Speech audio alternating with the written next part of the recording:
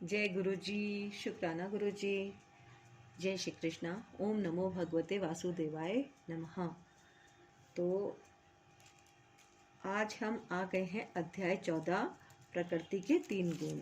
तो मैं गीता पाठ कर रही हूँ और मैं सुमन सैनी इस गीता के 14 अध्याय तक पहुँच गई हूँ। आप सभी से मन लगाकर सुनने का बहुत महत्व है। गीता का पाठ हमें जरूर या तो करना चाहिए या सुनना चाहिए, और इसे ज़्यादा से ज़्यादा शेयर जरूर करें। शेयर करना भी बहुत ज़रूरी है। अगर आप चैनल पर न्यू हैं तो चैनल को सब्सक्राइब कर लीजिए। गुरुजी ब्लेसिंग कल्याण गीता चैनल को आप जरूर सब्सक्राइब कर लीजिए और वीडियो को लाइक कीजिएगा। ये जो गीता का उपदेश श्री कृष्ण भगवान ने अर्जुन को दिया था, तो ये भागवत गीता में बहुत सुंदर तरीके से पूरी व्याख्या इसमें दी गई है सभी श्लोकों की। तो ये आप इसके दर्शन भी कीजिए। ये है श्रीमद् भागवत गीता और हम आज जो अध्याय पढ़ने जा रहे हैं वो है अध्याय 14 प्रकृति के 3 गुण। तो हम शुरू कर लेते हैं और कृष्ण भगवान क्या कहते हैं सुनिए ध्यान से। अगर आपके पिछले अध्याय छूट गए हैं तो आप उनको भी जरूर सुनिएगा, ठीक है। तो शुरू करते हैं। भगवान ने कहा, अब मैं तुमसे समस्त ज्ञानों में सर्वश्रेष्ठ इस परम ज्ञान को पुनः कहूंगा, जिसे जान लेने पर समस्त मुनियों ने परम सिद्धि प्राप्त की है। तात्पर्य यह है, 7वें अध्याय से लेकर 12वें अध्याय तक श्री कृष्ण परम सत्य भगवान के विषय में विस्तार से बताते हैं। अब भगवान स्वयं अर्जुन को और आगे ज्ञान दे रहे हैं। यदि कोई इस अध्याय को दार्शनिक चिंतन द्वारा भली भांति समझ ले तो उसे भक्ति का ज्ञान हो जाएगा। 13वें अध्याय में यह स्पष्ट बताया जा चुका है कि विनय पूर्वक ज्ञान का विकास करते हुए भव बंधन से छूटा जा सकता है। यह भी बताया जा चुका है कि प्रकृति के गुणों की संगति के फलस्वरूप ही जीव इस भौतिक जगत में बद्ध है। अब इस अध्याय में भगवान स्वयं बताते हैं कि वे प्रकृति के गुण कौन कौन से हैं, वे किस प्रकार क्रिया करते हैं, किस तरह बांधते हैं और किस प्रकार मोक्ष प्रदान करते हैं। इस अध्याय में जिस ज्ञान का प्रकाश किया गया है उसे अन्य पूर्ववर्ती अध्यायों में दिए गए ज्ञान से श्रेष्ठ बताया गया है। इस ज्ञान को प्राप्त करके अनेक मुनियों ने सिद्धि प्राप्त की और वे वैकुंठ लोक के भागी हुए। अब भगवान उसी ज्ञान को और अच्छे ढंग से बताने जा रहे हैं। यह ज्ञान अभी तक बताए गए समस्त ज्ञान योग से कहीं अधिक श्रेष्ठ है और इसे जान लेने पर अनेक लोगों को सिद्धि प्राप्त हुई है। अतः यह आशा की जाती है कि जो भी इस अध्याय को समझेगा उसे सिद्धि प्राप्त होगी।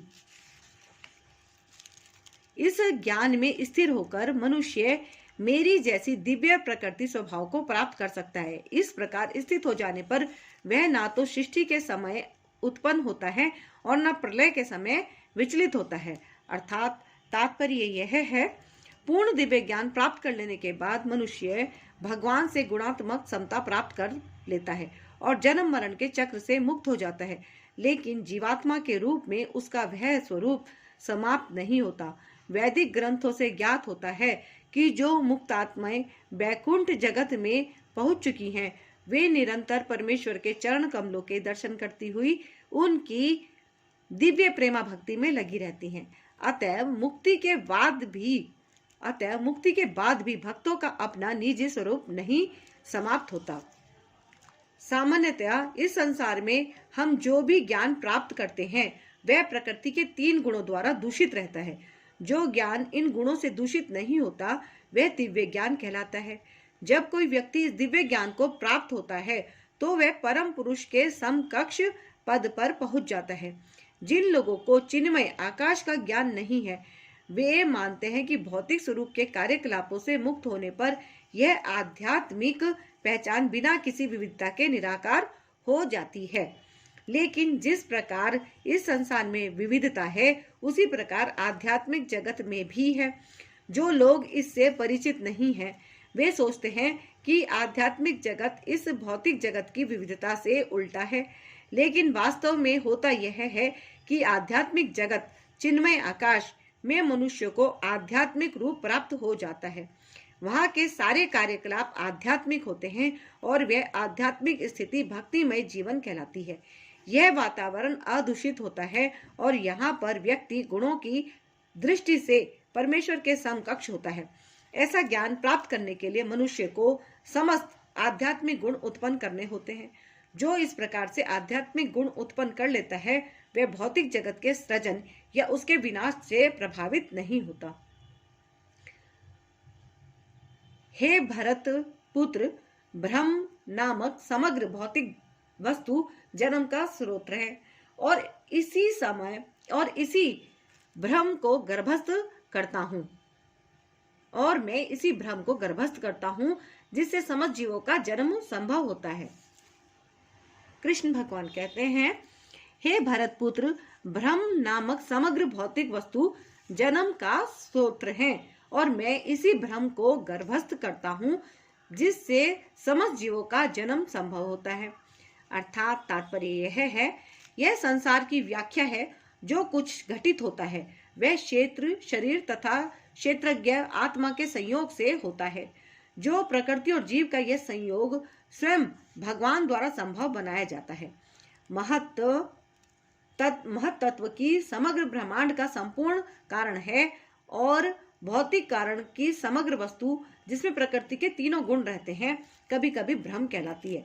परम पुरुष इसी समग्र वस्तु को गर्भस्थ करते हैं जिससे असंख्य ब्रह्मांड संभव हो सके हैं। वैदिक साहित्य में मुंडक उपनिषद इस समग्र भौतिक वस्तु को ब्रह्म कहा गया है। तस्मा देतद ब्रह्म नाम रूप मनम च जायते। परम पुरुष इस ब्रह्म को जीवों के बीजों के साथ गर्भस्थ करता है।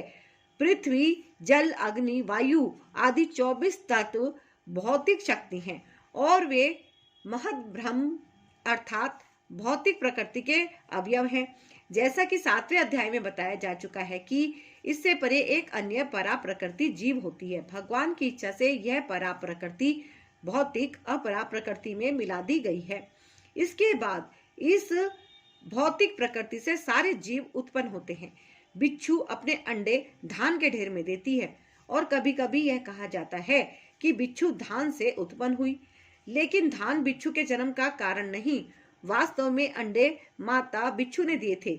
इसी प्रकार भौतिक प्रकृति जीवों के जन्म का कारण नहीं होती। बीज भगवान द्वारा प्रदत्त होता है और वे प्रकृति से उत्पन्न होते प्रतीत होते हैं। इस तरह प्रत्येक जीव को उसके पूर्व जन्मों के अनुसार भिन्न शरीर प्राप्त होता है जो इस भौतिक प्रकृति द्वारा रचित होता है, जिसके कारण जीव अपने पूर्व कर्मों के अनुसार सुख या दुख भोगता है। इस भौतिक जगत के जीवों की समस्त अभिव्यक्तियों के कारण भगवान है। हे कुंती पुत्र, तुम यह समझ लो कि समस्त प्रकार की जीव योनियां इस भौतिक प्रकृति में जन्म द्वारा संभव हैं और मैं उनका बीज प्रदाता पिता हूँ। अर्थात तात्पर्य यह है, इस श्लोक में स्पष्ट बताया गया है कि भगवान श्री कृष्ण समस्त जीवों के आदि पिता हैं। सारे जीव भौतिक प्रकृति तथा आध्यात्मिक प्रकृति के संयोग हैं। ऐसे जीव केवल इस लोक में ही नहीं अपितु प्रत्येक लोक में, यहाँ तक कि सर्वोच्च लोक में भी जहाँ ब्रह्म आसीन है पाए जाते हैं। जीव सर्वत्र है। पृथ्वी, जल तथा अग्नि के भीतर भी जीव है। ये सारे जीव माता भौतिक प्रकृति तथा बीज प्रदाता कृष्ण के द्वारा प्रकट होते हैं। तात्पर्य यह है कि भौतिक जगत जीवों को गर्भ में धारण किए हैं जो सृष्टि काल में अपने पूर्व कर्मों के अनुसार विविध रूपों में प्रकट होते हैं। भौतिक प्रकृति 3 गुणों से युक्त है। ये है सतो, रजो तथा तमोगुण। हे महाभाव अर्जुन, जब शाश्वत जीव प्रकृति के संसर्ग में आता है तो वह इन गुणों से बंध जाता है। तात्पर्य यह है, दिव्य होने के कारण जीव को इस भौतिक प्रकृति से कुछ भी लेना देना नहीं है। फिर भी भौतिक जगत द्वारा बद्ध हो जाने के कारण वह प्रकृति के तीनों गुणों के जादू के वशीभूत होकर कार्य करता है। चूंकि जीवों को प्रकृति की विभिन्न अवस्थाओं के अनुसार भिन्न भिन्न प्रकार के शरीर मिले हुए हैं, अतएव वे उसी प्रकृति के अनुसार कर्म करने के लिए प्रेरित होते हैं। यही यही अनेक प्रकार के सुख दुख का कारण है। हे निष्पाप सतोगुण अन्य गुणों की अपेक्षा अधिक शुद्ध होने के कारण प्रकाश प्रदान करने वाला और मनुष्य को सारे पाप कर्मों से मुक्त करने वाला है। जो लोग इस गुण में स्थित होते हैं वे सुख तथा ज्ञान के भाव से बंध जाते हैं। अर्थात तात्पर्य यह है, प्रकृति द्वारा बद्ध किए गए जीव कई प्रकार के होते हैं। कोई सुखी है और कोई अत्यंत कर्मठ है तो दूसरा असहाय है। इस प्रकार के मनोभाव ही प्रकृति में जीव की वृद्धावस्था के कारण स्वरूप है। इस प्रकार के मनोभाव ही प्रकृति में जीव की बद्धावस्था के कारण स्वरूप है। भगवत गीता के इस अध्याय में इसका वर्णन हुआ है कि वे किस प्रकार भिन्न भिन्न प्रकार से बद्ध हैं। सर्वप्रथम सतोगुण पर विचार किया गया है। इस जगत में सतोगुण विकसित करने का लाभ यह होता है कि मनुष्य अन्य बद्ध जीवों की तुलना में अधिक चतुर हो जाता है। सतोगुणी पुरुष को भौतिक कष्ट उतना पीड़ित नहीं करते और उसमें भौतिक ज्ञान की प्रगति करने की सूझ होती है। इसका प्रतिनिधि ब्राह्मण है जो सतोगुणी माना जाता है। सुख का यह भाव इस विचार के कारण है कि सतोगुण में पाप कर्मों से प्राय मुक्त रहा जाता है। वास्तव में वैदिक साहित्य में यह कहा गया है कि सतोगुण का अर्थ ही है अधिक ज्ञान तथा सुख का अधिकाधिक अनुभव। सारी कठिनाई यह है कि जब मनुष्य सतोगुण में स्थित होता है तो उसे ऐसा अनुभव होता है कि वह ज्ञान में आगे है और अन्यों की अपेक्षा श्रेष्ठ है। इस प्रकार वह बद्ध हो जाता है। इसके उदाहरण वैज्ञानिक तथा दार्शनिक है। इनमें से प्रत्येक को अपने ज्ञान का गर्व रहता है और चूंकि वे अपने रहन सहन को सुधार लेते हैं अतएव उन्हें भौतिक सुख की अनुभूति होती है। बद्ध जीव में अधिक सुख का यह भाव उन्हें भौतिक प्रकृति के गुणों से बांध देता है। अतएव वे सतोगुण में रहकर कर्म करने के प्रति आकृष्ट होते हैं और जब तक इस प्रकार कर्म करते रहने का आकर्षण बना रहता है तब तक उन्हें किसी न किसी प्रकार का शरीर धारण करना होता है। इस प्रकार उनकी मुक्ति की या बैकुंठ लोक जाने की कोई संभावना नहीं रह जाती। वे बारंबार दार्शनिक, वैज्ञानिक या कवि बनते रहते हैं और बारंबार जन्म मृत्यु के उन्हीं दोषों में बनते रहते हैं। लेकिन माया मोह के कारण वे सोचते हैं कि इस प्रकार का जीवन आनंद प्रद है। हे कुंती पुत्र, रजोगुण की उत्पत्ति असीम आकांक्षाओं तथा तृष्णाओं से होती है और इसी के कारण से ये देहधारी जीव सकाम कर्मों में बद्ध जाता है। तात्पर्य, रजोगुण की विशेषता है पुरुष तथा स्त्री का पारस्परिक आकर्षण। स्त्री पुरुष के प्रति और पुरुष स्त्री के प्रति आकर्षित होता है। यह रजोगुण कहलाता है। जब इस रजोगुण में वृद्धि हो जाती है तो मनुष्य भौतिक भोग के लिए लालायित होता है। यह इंद्रिय तृप्ति चाहता है। इस इंद्रिय तृप्ति के लिए वह रजोगुणी मनुष्य समाज में या राष्ट्र में सम्मान चाहता है और सुंदर संतान, स्त्री तथा घर सहित सुखी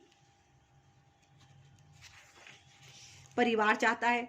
ये सब रजोगुण के प्रतिफल हैं। जब तक मनुष्य इसकी लालसा करता रहता है तब तक उसे कठिन श्रम करना पड़ता है। अतः यहाँ पर यह स्पष्ट कहा गया है कि मनुष्य अपने कर्म फलों से संबंध होकर ऐसे कर्मों में बन जाता है। अपनी स्त्री, पुत्रों तथा समाज को प्रसन्न करने तथा अपनी प्रतिष्ठा बनाए रखने के लिए मनुष्य को कर्म करना होता है। अतः सारा संसार ही न्यूनाधिक रूप से रजोगुणी है। आधुनिक सभ्यता में रजोगुण का मानदंड ऊंचा है। प्राचीन काल में सतोगुण को उच्च अवस्था माना जाता था। यदि सतोगुणी लोग को मुक्ति नहीं मिल पाती तो जो रजोगुणी है उनके विषय में क्या कहा जाए। हे भरतपुत्र, तुम जान लो कि अज्ञान से उत्पन्न तमोगुण समस्त देहधारी जीवों का मोह है। इस गुण के प्रतिफल पागलपन, प्रमाद, आलस तथा नींद है जो बद्ध जीव को बांधते हैं। तात्पर्य यह है, इस श्लोक में तू शब्द का प्रयोग उल्लेखनीय है। इसका अर्थ है कि तमो गुण देहधारी जीव का अत्यंत विचित्र गुण है। यह सतोगुण के सर्वथा विपरीत है। सतोगुण में ज्ञान के विकास से मनुष्य यह जान सकता है कि कौन क्या है, लेकिन तमोगुण तो इसके सर्वथा विपरीत होता है। जो भी तमोगुण के फेर में पड़ता है वह पागल हो जाता है और पागल पुरुष यह नहीं समझ पाता कि कौन क्या है। वह प्रगति करने के बजाय अधोगति को प्राप्त होता है। वैदिक साहित्य में तमोगुण की परिभाषा इस प्रकार दी गई है, अज्ञान के वशीभूत होने पर कोई मनुष्य किसी वस्तु को यथा रूप में नहीं समझ पाता। उदाहरणतः प्रत्येक व्यक्ति देखता है कि उसका बाबा मरा है, अतः वह भी मरेगा। मनुष्य मर्त्य है, उसकी संतानें भी मरेंगी, अतः मृत्यु ध्रुव है। फिर भी लोग पागल होकर धन संग्रह करते हैं और नित्य आत्मा की चिंता किए बिना अहर्निश कठोर श्रम करते रहते हैं। यह पागलपन ही तो है। अपने पागलपन में वे आध्यात्मिक ज्ञान में कोई उन्नति नहीं कर पाते। ऐसे लोग अत्यंत आलसी होते हैं। जब उन्हें आध्यात्मिक ज्ञान में सम्मिलित होने के लिए आमंत्रित किया जाता है तो वे अधिक रुचि नहीं दिखाते। वे रजोगुणी व्यक्ति की तरह भी सक्रिय नहीं रहते। अतः तमोगुण में लिप्त व्यक्ति का एक अन्य गुण यह भी है कि वह आवश्यकता से अधिक सोता है। 6 घंटे की नींद पर्याप्त है, लेकिन ऐसा व्यक्ति दिन भर में 10-12 घंटे तक सोता है। ऐसा व्यक्ति सदैव निराश प्रतीत होता है और भौतिक द्रव्यों तथा निद्रा के प्रति व्यसनी बन जाता है। ये हैं तमोगुणी व्यक्ति के लक्षण। हे भरतपुत्र, सतोगुण मनुष्य को सुख से बांधता है, रजोगुण सकाम कर्म से बांधता है और तमोगुण मनुष्य के ज्ञान को ढककर उसे पागलपन से बांधता है। अर्थात तात्पर्य यह है, सतोगुणी पुरुष अपने कर्म या बौद्धिक वृत्ति से उसी तरह संतुष्ट रहता है जिस प्रकार दार्शनिक, वैज्ञानिक या शिक्षक अपनी अपनी विद्याओं में निरत रहकर संतुष्ट रहते हैं। रजोगुणी व्यक्ति सकाम कर्म में लग सकता है। वह यथासंभव धन प्राप्त करके उसे उत्तम कार्यों में व्यय करता है। कभी कभी वह अस्पताल खोलता है और धर्मार्थ संस्थानों को दान देता है। ये लक्षण है रजोगुणी व्यक्ति के। लेकिन तमोगुण तो ज्ञान को ढक लेता है। तमोगुण में रहकर मनुष्य जो भी करता है वे ना तो उसके लिए ना किसी अन्य के लिए हितकर होता है। हे भरतपुत्र, कभी कभी सतोगुण रजोगुण तथा तमोगुण को परास्त करके प्रधान बन जाता है, तो कभी रजोगुण सतोगुण तथा तमोगुण को परास्त कर देता है, और कभी ऐसा होता है कि तमोगुण सतो तथा रजोगुण को परास्त कर देता है। इस प्रकार श्रेष्ठता के लिए निरंतर स्पर्धा चलती रहती है। अर्थात तात्पर्य यह है, जब रजोगुण प्रधान होता है तो सतो तथा तमोगुण परास्त रहते हैं। जब सतोगुण प्रधान होता है तो रजो तथा तमोगुण परास्त हो जाते हैं।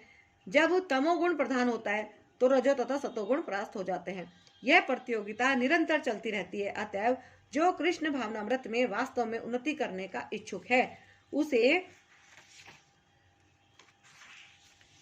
इन तीनों गुणों को लांघना पड़ता है। प्रकृति के किसी एक गुण की प्रधानता मनुष्य के आचरण में, उसके कार्यकलापों में, उसके खानपान आदि में प्रकट होती रहती है। इन सब की व्याख्या अगले अध्यायों में की जाएगी।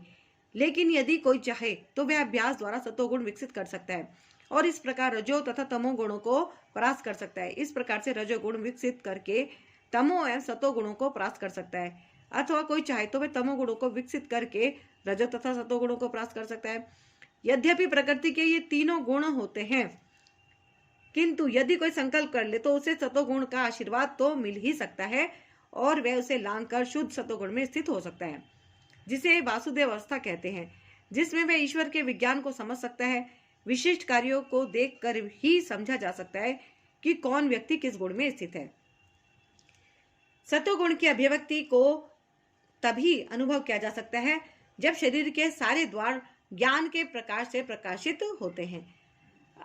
तात्पर्य, शरीर में 9 द्वार हैं, 2 आंखें, 2 कान, 2 नथुने, मुंह, गुदा तथा उपस्थ। जब प्रत्येक द्वार सत्व के लक्षण से दीपित हो जाएं, तो समझना चाहिए कि उसमें सतोगुण विकसित हो चुका है। सतोगुण में सारी वस्तुएं अपनी सही स्थिति में दिखती हैं, सही सही सुनाई पड़ता है, सही ढंग से इन वस्तुओं का स्वाद मिलता है। मनुष्य का अंत तथा बाहर्य शुद्ध हो जाता है। प्रत्येक द्वार में सुख के लक्षण उत्पन्न होते हैं और यही स्थिति होती है सत्व गुण की। हे भरतवंशियों में प्रमुख, जब रजोगुण में वृद्धि हो जाती है तो अत्यधिक आसक्ति, सकाम कर्म, गहन उद्यम तथा अनियंत्रित इच्छा एवं लालसा के लक्षण प्रकट होते हैं। अर्थात तात्पर्य यह है, रजोगुणी व्यक्ति कभी भी पहले से प्राप्त पद से संतुष्ट नहीं होता। वह अपना पद बढ़ाने के लिए लालायित रहता है। यदि उसे मकान बनवाना है तो वह महल बनवाने के लिए भरसक प्रयत्न करता है, मानो वह इस महल में सदा रहेगा। वह इंद्रिय तृप्ति के लिए अत्यधिक लालसा विकसित कर लेता है। उसमें इंद्रिय तृप्ति की कोई सीमा नहीं है। वह सदैव अपने परिवार के बीच तथा अपने घर में रहकर इंद्रिय तृप्ति करते रहना चाहता है। इसका कोई अंत नहीं है। इन सारे लक्षणों को रजोगुण की विशेषता मानना चाहिए। जब तमोगुण में वृद्धि हो जाती है तो हे कुरुपुत्र, अंधेरा, जड़ता, प्रमत्तता तथा मोह का प्राकट्य होता है। तात्पर्य यह है, जहाँ प्रकाश नहीं होता वहाँ ज्ञान अनुपस्थित रहता है। तमोगुणी व्यक्ति किसी नियम में बंध कर कार्य नहीं करता। वह अकारण ही अपनी सनक के अनुसार कार्य करना चाहता है, यद्यपि उसमें कार्य करने की क्षमता। जब कोई सतोगुण में मरता है तो उसे महर्षियों के विशुद्ध उच्चतर लोकों की प्राप्ति होती है। तात्पर्य, सतोगुणी व्यक्ति ब्रह्मलोक या जनलोक जैसे उच्च लोकों को प्राप्त करता है और वहां दैवी सुख भोगता है। अम्लान शब्द महत्वपूर्ण है। इसका अर्थ है रजो तथा तमोगुण से मुक्त। भौतिक जगत में अशुद्धियां हैं, लेकिन सतोगुण सर्वाधिक शुद्ध रूप है। विभिन्न जीवों के लिए विभिन्न प्रकार के लोक हैं। जो लोग सतोगुण में मरते हैं वे उन लोगों को जाते हैं जहां महर्षि तथा महान भक्तगण रहते हैं। जब कोई रजोगुण में मरता है तो वह सकाम कर्मियों के बीच में जन्म ग्रहण करता है, और जब कोई तमोगुण में मरता है तो वह पशु योनि में जन्म धारण करता है। तात्पर्य, कुछ लोगों का विचार है कि एक बार मनुष्य जीवन को प्राप्त करके आत्मा कभी नीचे नहीं गिरता। यह ठीक नहीं है। इस श्लोक के अनुसार यदि कोई तमोगुणी बन जाता है तो वह मृत्यु के बाद पशु योनि को प्राप्त होता है।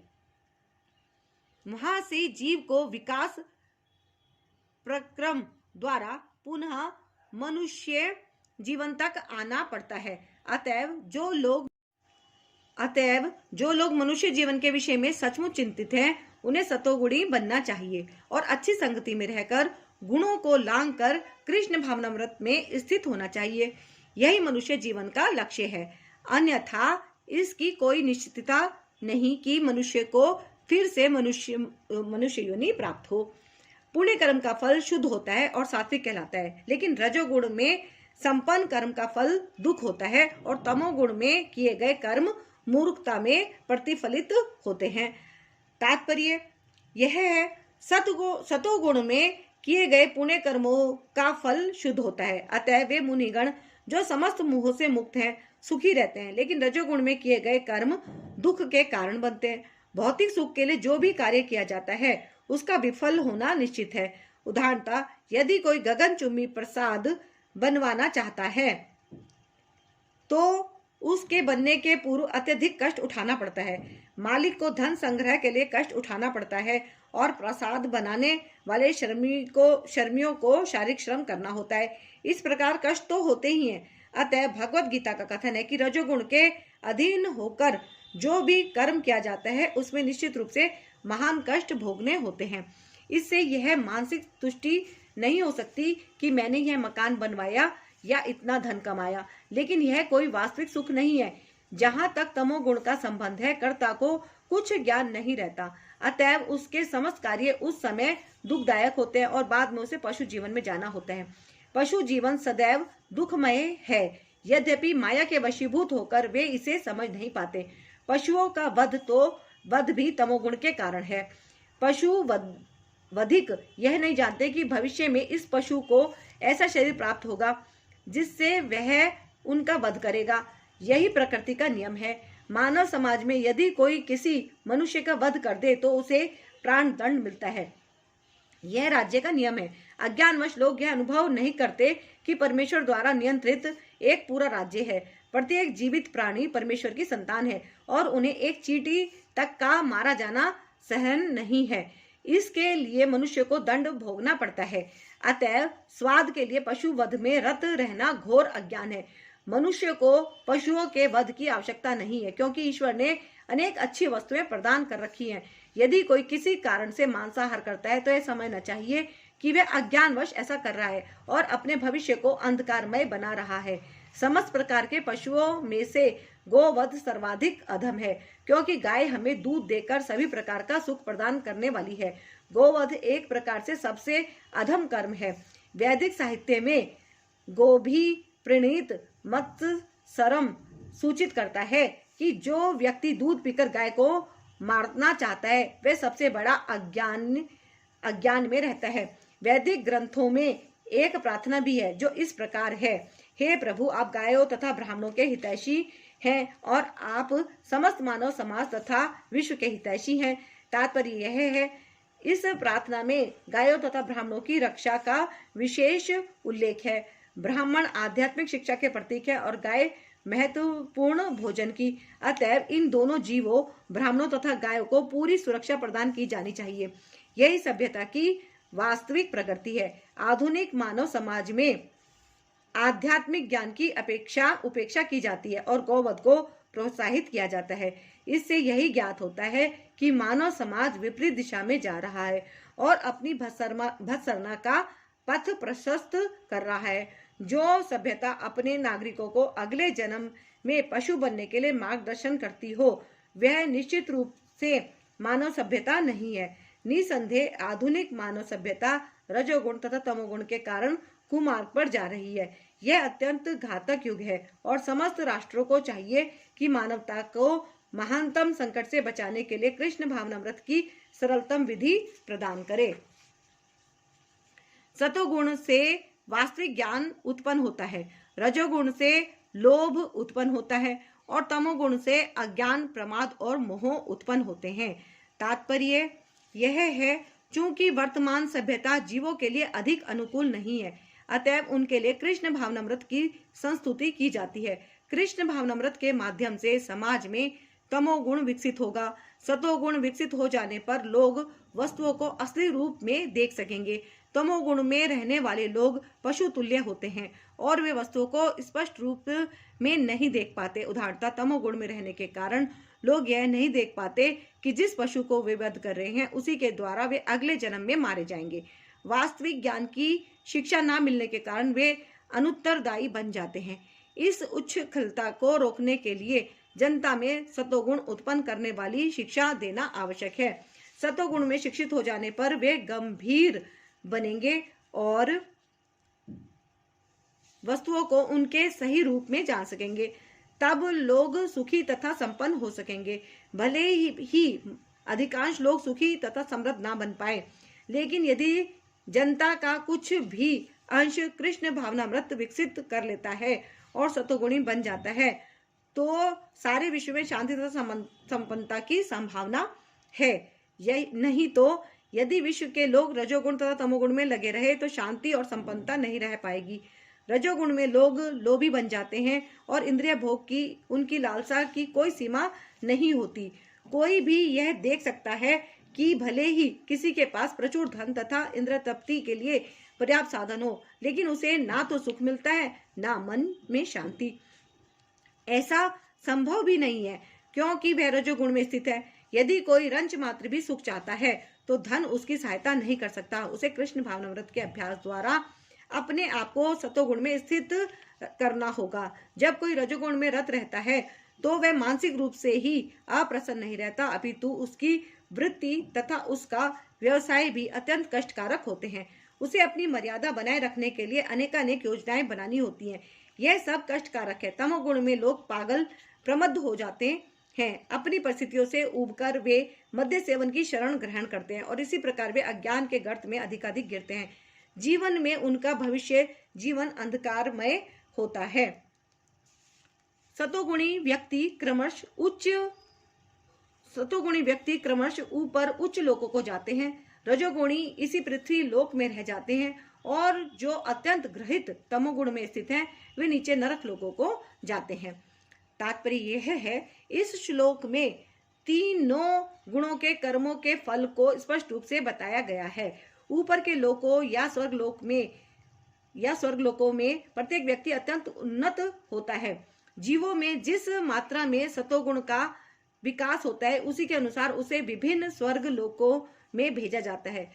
सर्वोच्च लोक सत्यलोक या ब्रह्मलोक हैं, जहां इस ब्रह्मांड के प्रधान व्यक्ति ब्रह्मा जी निवास करते हैं। हम पहले ही देख चुके हैं कि ब्रह्मलोक में जिस प्रकार जीवन की आश्चर्यजनक परिस्थिति है उसका अनुमान करना कठिन है, तो भी सतोगुण नामक जीवन की सर्वोच्च अवस्था हमें वहां तक पहुंचा सकती है। रजोगुण मिश्रित होता है, यह सतो तथा तमोगुणों के मध्य में होता है। मनुष्य सदैव शुद्ध नहीं होता, लेकिन यदि वह पूर्णतया रजोगुणी हो तो वह इस पृथ्वी पर केवल राजा या धनी व्यक्ति के रूप में रहता है। लेकिन गुणों का मिश्रण होते रहने से वह नीचे भी जा सकता है। इस पृथ्वी पर रजो या तमोगुणी लोग बलपूर्वक किसी मशीन के द्वारा उच्चतर लोकों में नहीं पहुंच सकते। रजोगुण में इसकी भी संभावना है कि अगले जीवन में कोई प्रमत्त हो जाए। यहाँ पर निम्नतम गुण तमोगुण को अत्यंत ग्रहित जघन्य कहा गया है। अज्ञानता तमोगुण विकसित करने का परिणाम अत्यंत भयावह होता है। यह प्रकृति का निम्नतम गुण है। मनुष्य योनि से नीचे पक्षियों, पशुओं, सरीसृपों, वृक्षों आदि की 80 लाख योनियां हैं और तमोगुण के विकास के अनुसार ही लोगों को ये अधम योनियां प्राप्त होती रहती हैं। यहाँ पर तामसा शब्द अत्यंत सार्थक है। यह उनका सूचक है जो उच्चतर गुणों तक ऊपर ना उठकर निरंतर तमोगुण में ही बने रहते हैं। उनका भविष्य अत्यंत अंधकारमय होता है। तमोगुणी तथा रजोगुणी लोगों के लिए सतोगुणी बनने का सुअवसर है और यह कृष्ण भावनामृत विधि से मिल सकता है। लेकिन जो इस अवसर का लाभ नहीं उठाता वह निम्नतर गुणों में बना रहेगा। जब कोई यह अच्छी तरह जान लेता है कि समस्त कार्यों में प्रकृति के तीनों गुणों के अतिरिक्त अन्य कोई कर्ता नहीं है, और जब वह परमेश्वर को जान लेता है जो इन तीनों गुणों से परे हैं, तो वह मेरे दिव्य स्वभाव को प्राप्त होता है। तात्पर्य यह है, समुचित महापुरुषों से केवल समझकर तथा समुचित ढंग से सीखकर मनुष्य प्रकृति के गुणों के सारे कार्यकलापों को लांघ सकता है। वास्तविक गुरु कृष्ण हैं और वे अर्जुन को यह दिव्य ज्ञान प्रदान कर रहे हैं। इसी प्रकार जो लोग पूर्णतया कृष्ण भावना भावित हैं, उन्हीं से प्रकृति के गुणों के कार्यों के इस ज्ञान को सीखना होता है। अन्यथा मनुष्य का जीवन कुमार्ग में चला जाता है। प्रामाणिक गुरु के उपदेश से जीव अपनी आध्यात्मिक स्थिति, अपने भौतिक शरीर, अपनी इंद्रियों तथा प्रकृति के गुणों के अपनी वृद्धावस्था होने के बारे में जान सकता है। वह इन गुणों की जकड़ में होने से असहाय होता है, लेकिन अपनी वास्तविक स्थिति देख लेने पर वह दिव्य स्तर को प्राप्त कर सकता है, जिसमें आध्यात्मिक जीवन के लिए अवकाश होता है। वस्तुतः जीव विभिन्न कर्मों का कर्ता नहीं होता, उसे बाध्य होकर कर्म करना पड़ता है, क्योंकि वह विशेष प्रकार के शरीर में स्थित रहता है जिसका संचालन प्रकृति का कोई गुण करता है। जब तक मनुष्य को किसी आध्यात्मिक मान्यता प्राप्त व्यक्ति की सहायता नहीं मिलती, तब तक वह यह नहीं समझ सकता कि वह वास्तव में कहाँ स्थित है। प्रामाणिक गुरु की संगति से वह अपनी वास्तविक स्थिति समझ सकता है और इसे समझ लेने पर वह कृष्ण भावनामृत में स्थिर हो सकता है। कृष्ण भावना भावित व्यक्ति कभी भी प्रकृति के गुणों के चमत्कार से नियंत्रित नहीं होता। 7वें अध्याय में बताया जा चुका है कि जो कृष्ण की शरण में जाता है वह प्रकृति के कार्यों से मुक्त हो जाता है। जो व्यक्ति वस्तुओं को यथारूप में देख सकता है वह इस प्रकृति का प्रभाव क्रमश घटता जाता है। जब देहधारी जीव भौतिक शरीर से संबंध इन तीनों गुणों को लांघने में समर्थ होता है, तो वह जन्म, मृत्यु, बुढ़ापा तथा अनेक कष्टों से मुक्त हो जाता है और इसी जीवन में अमृत का भोग कर सकता है। अर्थात तात्पर्य यह है, इस श्लोक में बताया गया है कि किस प्रकार इसी शरीर में कृष्ण भावना भावित होकर दिव्य स्थिति में रहा जा सकता है। संस्कृत शब्द देही का अर्थ है देहधारी। यद्यपि मनुष्य इस भौतिक शरीर के भीतर रहता है, लेकिन अपने आध्यात्मिक ज्ञान की उन्नति के द्वारा वह प्रकृति के गुणों के प्रभाव से मुक्त हो सकता है। वह इसी शरीर में आध्यात्मिक जीवन का सुखोभोग कर सकता है, क्योंकि इस शरीर के बाद उसका बैकुंठ जाना निश्चित है, लेकिन वह इसी शरीर में आध्यात्मिक सुख उठा सकता है। दूसरे शब्दों में कृष्ण भावनामृत में भक्ति करना भवपाश से मुक्ति का संकेत है और अध्याय 18 में इसकी व्याख्या की जाएगी। जब मनुष्य प्रकृति के गुणों के प्रभाव से मुक्त हो जाता है तो वह भक्ति में प्रविष्ट होता है। अर्जुन ने पूछा, हे भगवान, जो इन तीनों गुणों से परे है वह किन लक्षणों के द्वारा जाना जाता है? उसका आचरण कैसा होता है और वह प्रकृति के गुणों को किस प्रकार लांघता है। तात्पर्य, इस श्लोक में अर्जुन के प्रश्न अत्यंत उपयुक्त है। वह इस पुरुष के लक्षण जानना चाहता है वह उस पुरुष के लक्षण जानना चाहता है जिसने भौतिक गुणों को लांघ लिया है। सर्वप्रथम वह ऐसे दिव्य पुरुष के लक्षणों के विषय में जिज्ञासा करता है कि कोई कैसे समझे कि उसने प्रकृति के गुणों के प्रभाव को लांघ लिया है। उसका दूसरा प्रश्न है कि ऐसा व्यक्ति किस प्रकार रहता है और उसके कार्यकलाप क्या हैं, क्या वे नियमित होते हैं या अनियमित। फिर अर्जुन उन साधनों के विषय में पूछता है जिससे वे दिव्य स्वभाव प्रकृति प्राप्त कर सके। यह अत्यंत महत्वपूर्ण है। जब तक कोई उन प्रत्यक्ष साधनों को नहीं जानता जिनसे वह सदैव दिव्य पद पर स्थित रहे, तब तक लक्षणों के दिखने का प्रश्न ही नहीं उठता। अतएव अर्जुन द्वारा पूछे गए ये सारे प्रश्न अत्यंत महत्वपूर्ण हैं और भगवान उनका उत्तर देते हैं। भगवान ने कहा, हे पांडुपुत्र, जो प्रकाश, आसक्ति तथा मोह के उपस्थित होने पर ना तो उनसे घृणा करता है और ना लुप्त हो जाने पर उनकी इच्छा करता है, जो भौतिक गुणों की इन समस्त प्रतिक्रियाओं से निश्चल तथा अविचलित रहता है और यह जानकर कि केवल गुण ही क्रियाशील हैं, उदासीन तथा दिव्य बना रहता है, जो अपने आप में स्थित है और सुख तथा दुख को एक समान मानता है, तो मिट्टी के ढेले, पत्थर एवं स्वर्ण के टुकड़े को जो मिट्टी के ढेले, पत्थर एवं स्वर्ण के टुकड़े को समान दृष्टि से देखता है, जो अनुकूल तथा प्रतिकूल के प्रति समान बना रहता है, जो धीर है और प्रशंसा तथा बुराई, मान तथा अपमान में समान भाव से रहता है, जो शत्रु तथा मित्र के साथ समान व्यवहार करता है और जिसने सारे भौतिक कार्यों का परित्याग कर दिया है, ऐसे व्यक्ति को प्रकृति के गुणों से अतीत कहते हैं। अर्थात तात्पर्य यह है, अर्जुन ने भगवान कृष्ण से 3 प्रश्न पूछे और उन्होंने क्रमश एक एक का उत्तर दिया। इन श्लोकों में कृष्ण पहले संकेत करते हैं कि जो व्यक्ति दिव्य पद पर स्थित है वह ना तो किसी से ईर्ष्या करता है और ना किसी वस्तु के लिए लालायित रहता है। जब कोई जीव इस संसार में भौतिक शरीर से युक्त होकर रहता है तो यह समझना चाहिए कि वह प्रकृति के तीनों गुणों में से किसी एक के वश में है। जब वह इस शरीर से बाहर हो जाता है तो वह प्रकृति के गुणों से छूट जाता है, लेकिन जब तक वह शरीर से बाहर नहीं आ पाता तब तक उसे उदासीन रहना चाहिए। उसे भगवान की भक्ति में लग जाना चाहिए, जिससे भौतिक देह से उसका ममत्व स्वतः विस्मृत हो जाए। जब मनुष्य भौतिक शरीर के प्रति सचेत रहता है तो वह केवल इंद्र तृप्ति के लिए कर्म करता है, लेकिन जब वह अपनी चेतना कृष्ण में स्थानांतरित कर देता है तो इंद्र तृप्ति स्वतः रुक जाती है। मनुष्य को इस भौतिक शरीर की आवश्यकता नहीं रह जाती है और ना उसे इस भौतिक शरीर के आदेशों का पालन करने की आवश्यकता रह जाती है। शरीर के भौतिक गुण कार्य करेंगे, लेकिन आत्मा ऐसे कार्यों से पृथक रहेगी। वह किस तरह पृथक होता है? वह ना तो शरीर का भोग करना चाहता है, ना उससे बाहर जाना चाहता है। इस प्रकार दिव्य पद पर स्थित भक्त स्वयं मुक्त हो जाता है। उसे प्रकृति के गुणों के प्रभाव से मुक्त होने के लिए किसी प्रयास की कोई आवश्यकता नहीं रह जाती। अगला प्रश्न दिव्य पद पर आसीन व्यक्ति के व्यवहार के संबंध में है।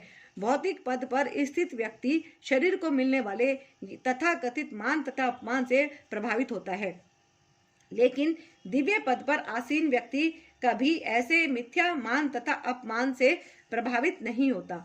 वह कृष्ण भावनामृत में रहकर अपना कर्तव्य निभाता है और इसकी चिंता नहीं करता कि कोई व्यक्ति उसका सम्मान करता है या अपमान।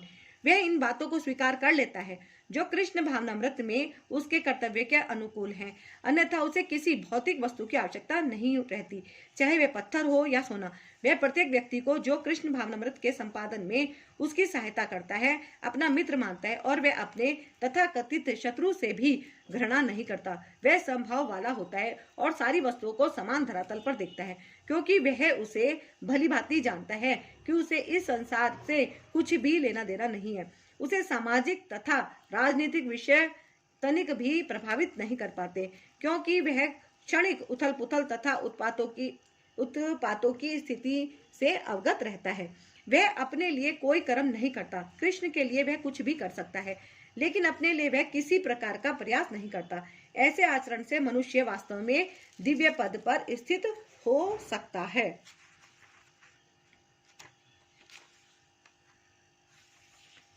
जो समस्त परिस्थिति में अविचलित भाव से पूर्ण भक्ति में प्रवृत्त होता है, वह तुरंत ही प्रकृति के गुणों को लांघ जाता है और इस प्रकार ब्रह्म के स्तर तक पहुंच जाता है।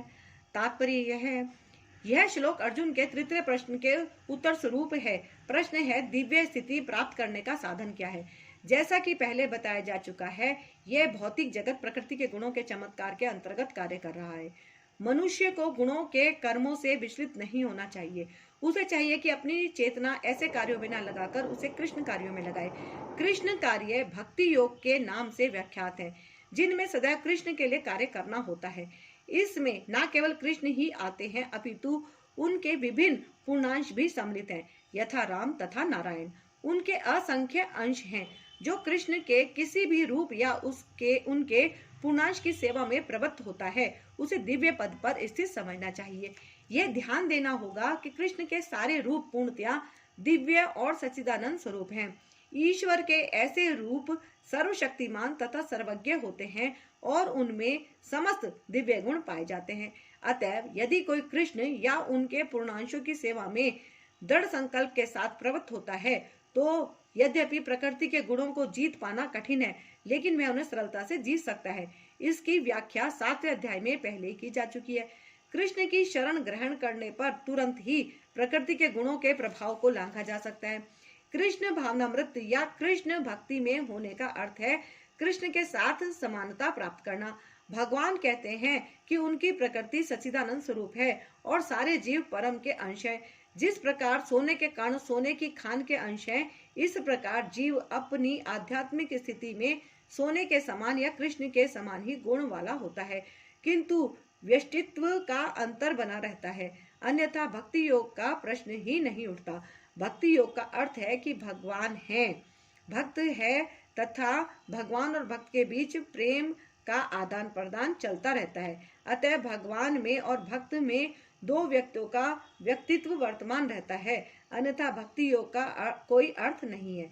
यदि कोई भगवान जैसे दिव्य स्तर पर स्थित नहीं है, तो वह भगवान की सेवा नहीं कर सकता। उदाहरणतः राजा का निजी सहायक बनने के लिए कुछ योग्यताएं आवश्यक हैं। इस तरह भगवत सेवा के लिए भी योग्यता है कि ब्रह्म बना जाए या भौतिक कलमश से मुक्त हुआ जाए।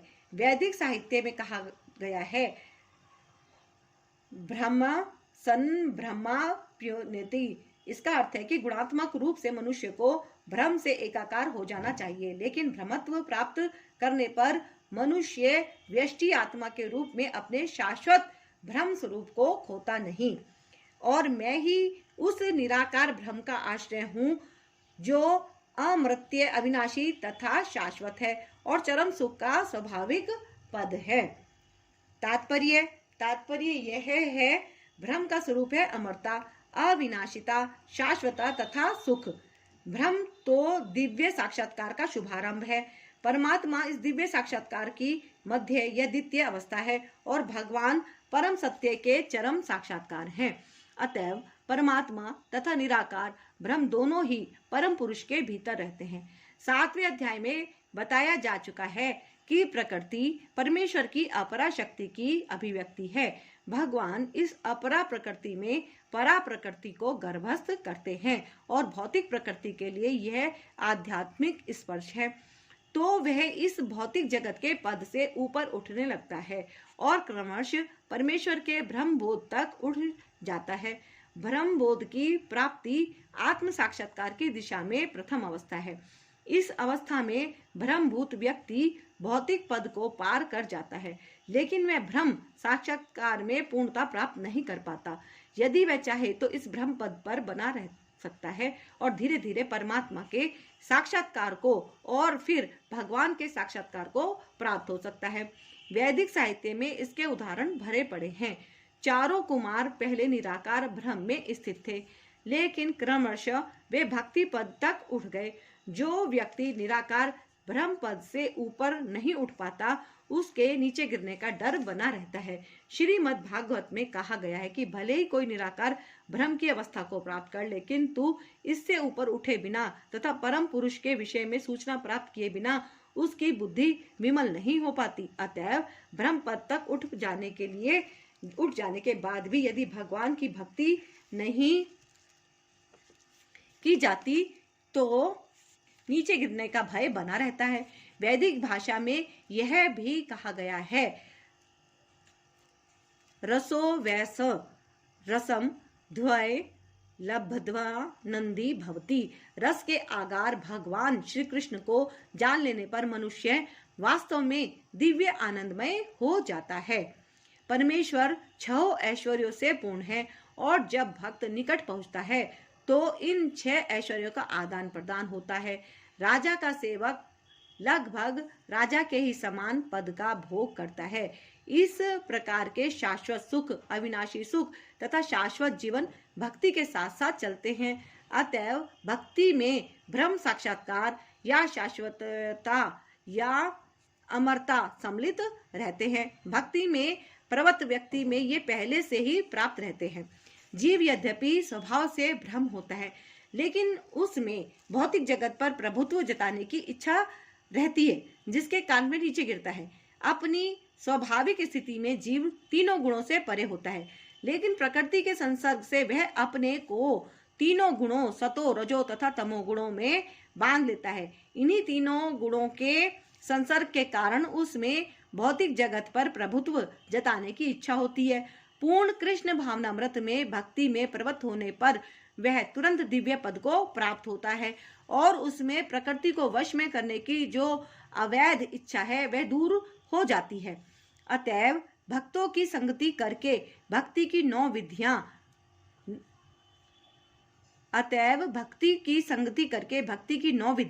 श्रवण, कीर्तन, स्मरण आदि का अभ्यास करना चाहिए। धीरे धीरे ऐसी संगति से तथा गुरु के प्रभाव से मनुष्य की प्रभुता जताने वाली इच्छा समाप्त हो जाएगी और वह भगवान की दिव्य प्रेमा भक्ति में दृढ़ता पूर्वक स्थित हो सकेगा।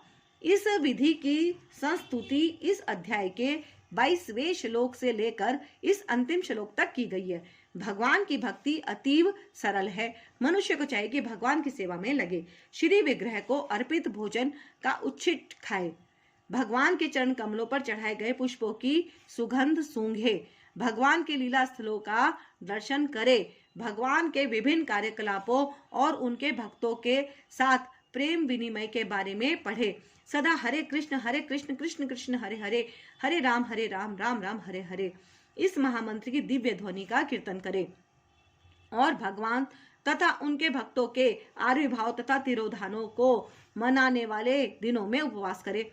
ऐसा करने से मनुष्य समस्त भौतिक गतिविधियों से विरक्त हो जाएगा। इस प्रकार जो व्यक्ति अपने को ब्रह्म ज्योति या ब्रह्म बोध के विभिन्न प्रकारों में स्थित कर सकता है, वह गुणात्मक रूप में भगवान के तुल्य है। इस प्रकार श्रीमद् भगवद गीता के 14वें अध्याय प्रकृति के 3 गुण का भक्ति वेदांत तात्पर्य पूर्ण हुआ। तो ये पार्ट 14 समाप्त हुआ है अभी, और अब हम नेक्स्ट लेंगे अध्याय 15 पुरुषोत्तम योग। तो अब लेते हैं हम कृष्ण जी से भी आज्ञा और अपने गुरु जी से भी आज्ञा। तो इसको आप जरूर सुनिए और आगे ज़्यादा से ज़्यादा लोगों के साथ शेयर कीजिए। ये है भगवद गीता का पाठ। जय गुरु जी, जय श्री कृष्ण।